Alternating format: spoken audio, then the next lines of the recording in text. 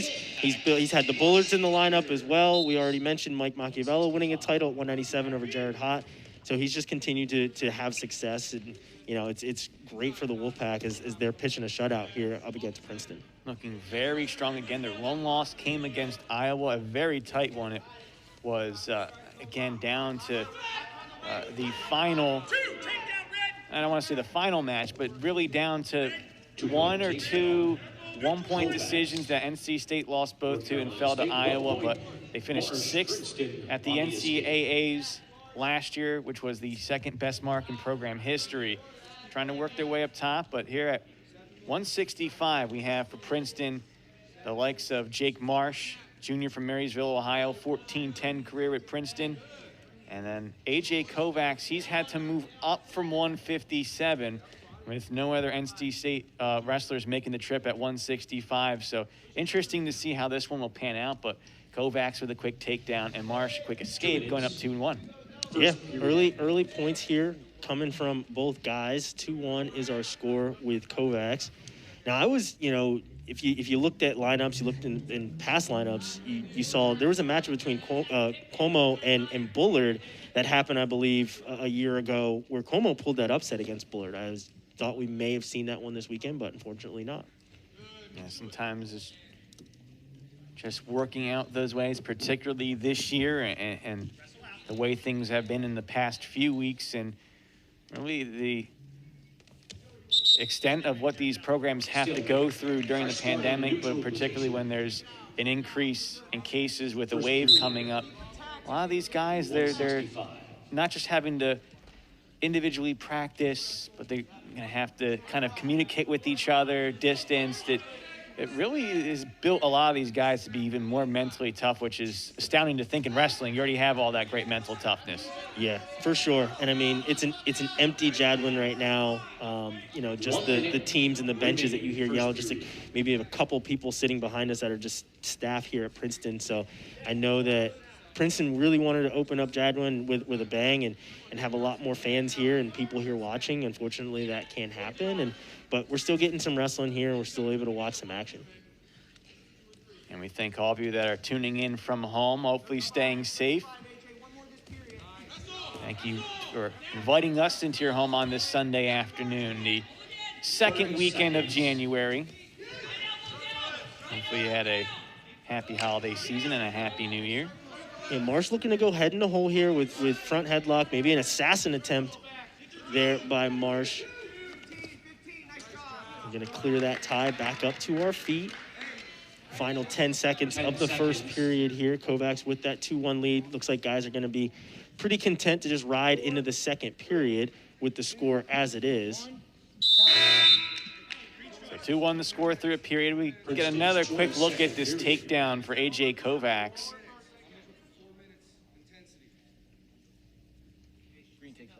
And you see just right there able to get that quick 2.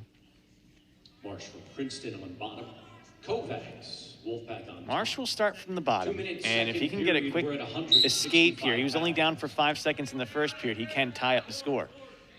A little tripod up and up here for Marsh. Fighting hands now going to come out and tie the score up here at 2-2. On the escape. Jake Marsh now will try to gain the advantage, but if obviously you're in the position that Kovacs is in, you just try to go right back to business.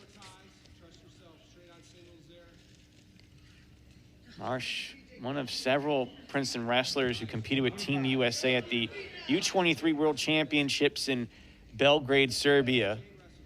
He placed in 8th, I should say, at the 2021 U23 Nationals, and was 2nd in the Northeast Regional. Shot there by Kovacs, stuffing underneath. Here is Marsh. 1 minute. And yeah, Marsh found out just, you know, very late that he was going to be on the U23 team. I believe it was like a couple days before having to take the trip, found out that he was actually going. Staying tough here. Underneath, here's Kovacs. He's latched onto the leg. Stalemate here with 42 seconds left to go in the second. Kovacs, meanwhile, his most recent national tournament was the 2021 UWW Junior Nationals, and that was at 74 kilograms for those who don't think of just the traditional weight here in the States. 30 seconds remain, second period. Decent shot here.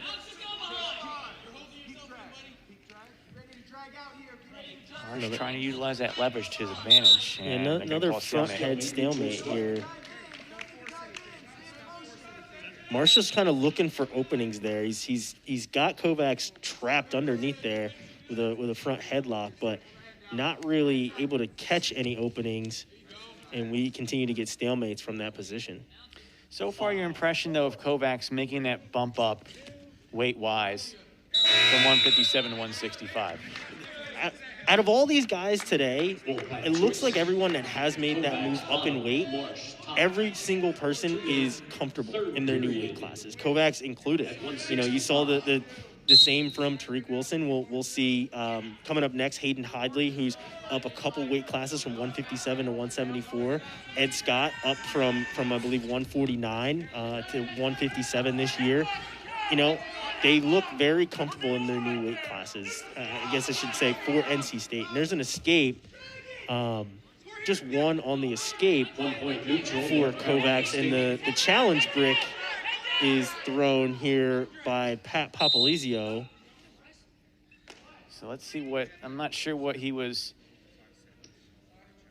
maybe thinking hands were locked by Marsh. At least that's kind of what I was trying to read from the body language. And not sure, he kind of signaled as to maybe back points in certain situation, but I'm not too sure about that. Or either that or maybe a count on stalling.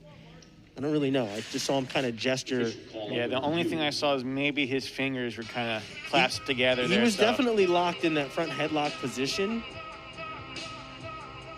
Maybe there. I think what's that, I thought what I saw Papalizio indicate is he thought the fingers were clasped together and locked in. Which yeah, obviously he's then fine with having locked hands there. I think there was a count for maybe stalling. You know, because he was sitting in that front headlock position. So there was a count there. And that's what I think Papalizio was insinuating towards, was maybe there should have been a stall call there because of how he was locked. Similar to when a guy drops down to the leg, when you're, you know, locked around the head in positions like that, we're just kind of holding on. Yeah. I think he wanted to count on stalling. So that may be what they're looking at. They may be going back and watching it and counting to see how long he was locked there, maybe come back with a stall warning. But besides that, I'm not really sure because, you know, like I said, I can only kind of read the gestures from Pat from across the mat. It is hard. I don't read lips well, and, you know, at least we're mask covered, so no one will be able to read our lips, but even we have the free faces here. It's hard to see. That's what the ref indicated. No drop-down rule came into play in that position, and that's what Papalizio was insinuating, was that he wanted a drop-down rule type of situation. But we're back to action here. And the call did stand, so it stays 3-2. Again, Kovacs got the escape. Marsh on the shot, gets the takedown and grabs the lead here midway through the third period as Princeton looking for its first points of this dual meet. Kovacs back to his feet. Marsh gets the return.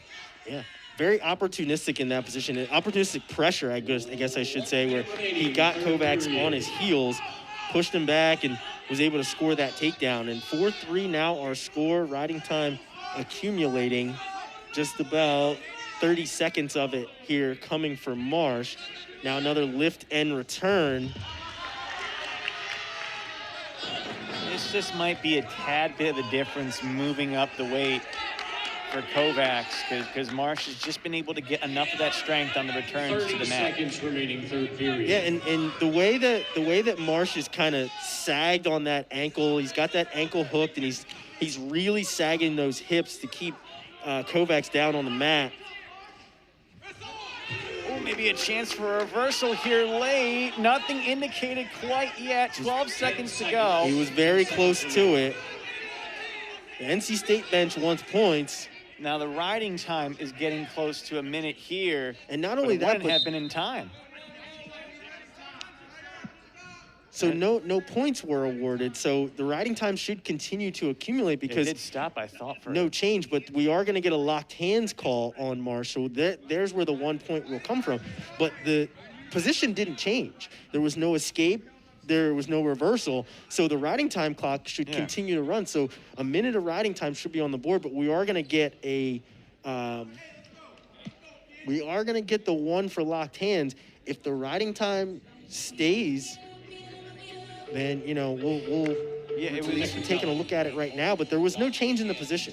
Yeah, it was interesting because I thought for a split second it stopped at 55 seconds and then continued, but then kind of stopped again short with a minute. So they might have a little bit of time here to clean things up, but we're at least going to get our impressions on this match. It was a tight one, back and forth, but I think Kovacs has got to be pleased with what he did moving up a weight class. And then if you're Marsh, getting that late takedown, but then avoiding the reversal, so key down the stretch. I tell you what, he was very close to gaining that reversal and getting those points. It was, I think it was maybe a reaction time kind of a thing. I think in that situation is where the reaction time may come in, because he was very close to gaining that reversal. And they may be going back and looking at that situation as we're watching it right now. I'm not really sure what the referees are watching right now to take a look at, but we did have that locked hands call. Score is tied up here at 4-4. There is a minute of riding time that is on the clock, but there was never an indication that the position changed. So Marsh stayed on top, and as Kovacs was trying to work for that reversal. Now Kovacs pushes away and gains the escape. He gains the escape as well as the locked hands, and he has the lead, but no indicator as of yet. With 55 seconds, green riding. We have 5 seconds remaining in the period. Upon review, the technical violation to even the match was all right, so they're actually going to say that the violation for the interlocked hands came with 5 seconds left to go, 55 seconds riding time. So, well, here we go. So Kovacs, you want to escape We're throwing points back on, or throwing some time back on, and if you ride out, you win. And he gets the return. Lift and return, and a minute of ride time gets those 5 seconds back.